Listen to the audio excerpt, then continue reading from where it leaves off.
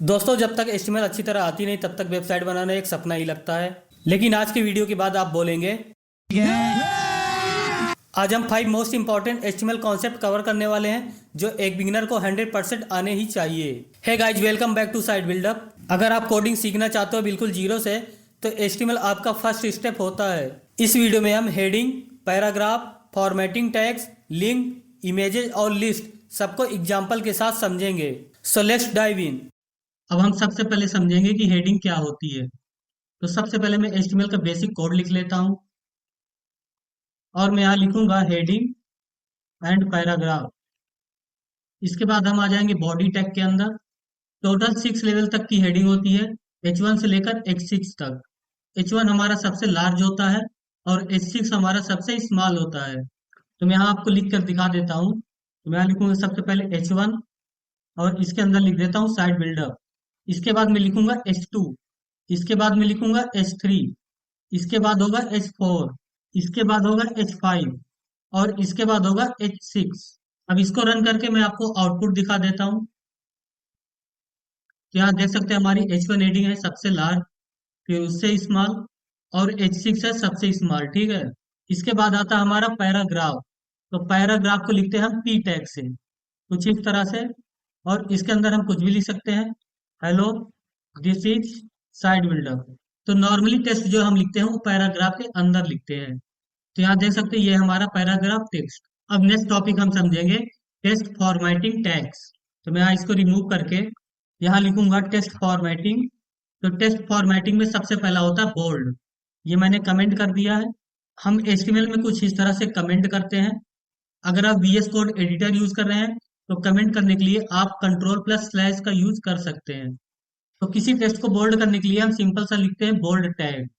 तो bold tag को हम कुछ इस तरह से लिखते हैं, एंगल ब्रैकेट के अंदर B, और इसको कर देते हैं क्लोज। तो इसके अंदर मैं लिखूंगा साइड बिल्डअप।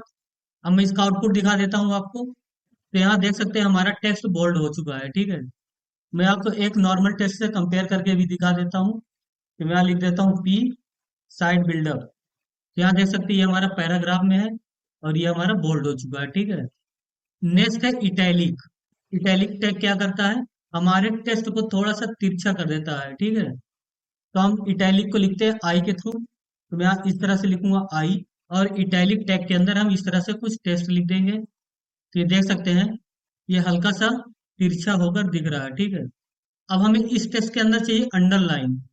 तो टेक्स्ट के अंदर अंडरलाइन कैसे होता है, तो अंडरलाइन टैग को हम लिखते हैं कुछ इस तरह से, एंगल ब्रैकेट के अंदर होगा U और इसको कर देंगे क्लोज। तो आप देख सकते हैं हमें टेक्स्ट के नीचे अंडरलाइन दिखेगा कुछ इस तरह से। नेक्स्ट है स्ट्रॉन्ग टैग। तो इस तरह से हम स्ट्रॉन्ग टैग लिखते हैं और इसको भी कर देंगे क्लोज। तो यहाँ देख सकते हैं स्ट्रॉन्ग टैग के अंदर लिखा हुआ टेक्स्ट हमारा बोल्ड हो चुका है। तो अब आप सोच रहे होंगे कि स्ट्रॉन्ग टैग लिखने की जरूरत क्या है जब हमारे पास ऑलरेडी बोल्ड टैग है। अब मैं आपको बोल्ड और स्ट्रॉन्ग टैग के बीच का डिफरेंस बता देता हूँ। बोल्ड तो सिंपली हमारा टेक्स्ट को बोल्ड कर देता है, जबकि स्ट्रॉन्ग टैग टेक्स्ट को इम्पोर्टेंट बताता है और ब्राउजर इसे नॉर्मली बोल्ड शो करता है ताकि स्क्रीन रीडर इस टेक्स्ट को एक्स्ट्रा इम्फेसाइज के साथ पढ़े। एसेसिबिलिटी के लिए थोड़ा यूजफुल होता है। नेक्स्ट है EM टैग। तो EM टैग को हम कुछ इस तरह से लिखते हैं और इसको कर देंगे क्लोज, और इसके अंदर मैं लिख देता हूँ टेक्स्ट। तो जो काम स्ट्रॉन्ग टैग करता है सेम वही काम EM टैग भी करता है, लेकिन ये शो होता है थोड़ा सा इटैलिक। ये भी टेक्स्ट को इम्फेसिस देता है और ब्राउजर इसे इटैलिक शो करता है।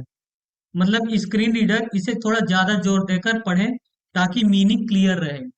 नेक्स्ट हम समझेंगे लिंक। तो यहाँ मैं टाइटल लिख देता हूँ लिंक और इसको कर देता हूँ रिमूव। सबसे पहले समझते हैं लिंक किस काम आता है। लिंक एक पेज को दूसरे पेज या वेबसाइट से कनेक्ट करने के लिए यूज किया जाता है। मतलब लिंक पर क्लिक करने से यूजर उस URL पर चला जाता है। अब लिंक कैसे क्रिएट किया जाता है मैं आपको करके दिखा देता हूँ। तो लिंक क्रिएट करने के लिए हम यूज करते हैं एंकर टैग का, जिसको हम यूज करते हैं ए से, इस तरह से। अब इसके बाद हम लिखते हैं href। अब इसके अंदर हम URL देते हैं, मतलब जहां लिंक ओपन होगा। तो मैं यहाँ कर देता हूँ youtube.com। अब इसके बाद हम एंकर टैग को कर देंगे क्लोज। अब हम देंगे लिंक का नाम जिसको हम बोलते हैं एंकर। तो मैं यहाँ दे देता हूँ क्लिक मी।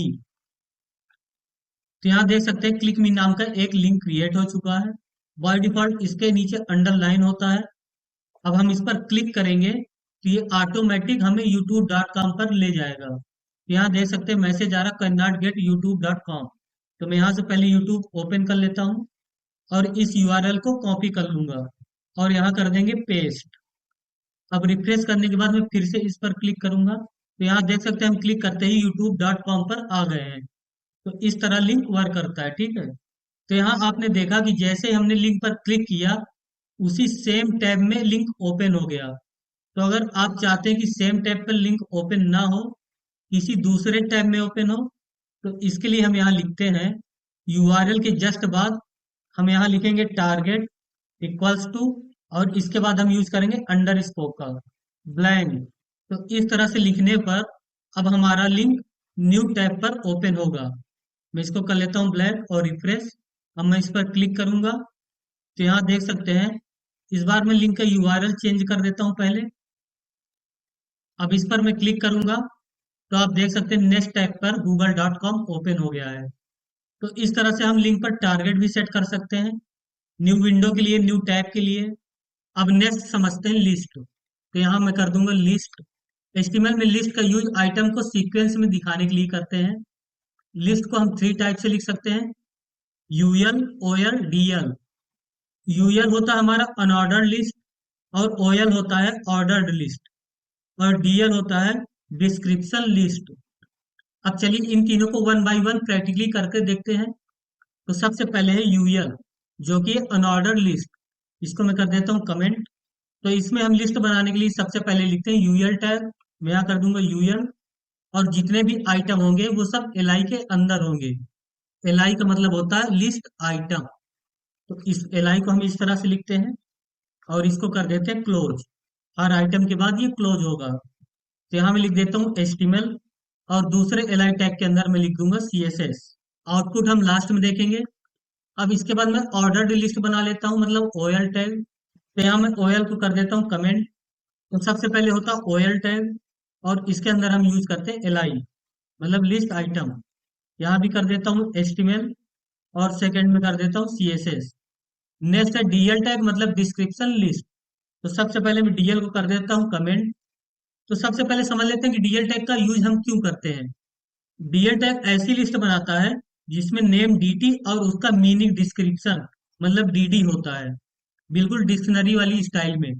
तो सबसे पहले हम यहाँ लिखेंगे डीएल टैग और इसको कर देंगे क्लोज। अब इसके अंदर मैं लिखूंगा डीडी टैग मतलब जो कि हमारा हेडिंग होता है। तो हम कुछ इस तरह से लिखेंगे और इसको कर देंगे क्लोज। यहाँ मैं कर देता हूँ एचटीएमएल और जो भी टेक्स्ट को हम डिस्क्रिप्शन वाइज दिखाना चाहते हैं उसके नीचे लिखेंगे। इसको हम कुछ इस तरह से लिखते हैं डीडी और इसके अंदर होगा डिस्क्रिप्शन। तो मैं यहाँ कर देता हूँ लोरम 15। अब हम इन तीनों का आउटपुट देखेंगे। तो यहाँ देख सकते हैं ये हमारा अनऑर्डर लिस्ट, ये बुलेट के फॉर्म में शो होते हैं। और इसके बाद है हमारा ऑर्डर लिस्ट मतलब ओएल टैग, ये नंबर के फॉर्म में शो होते हैं।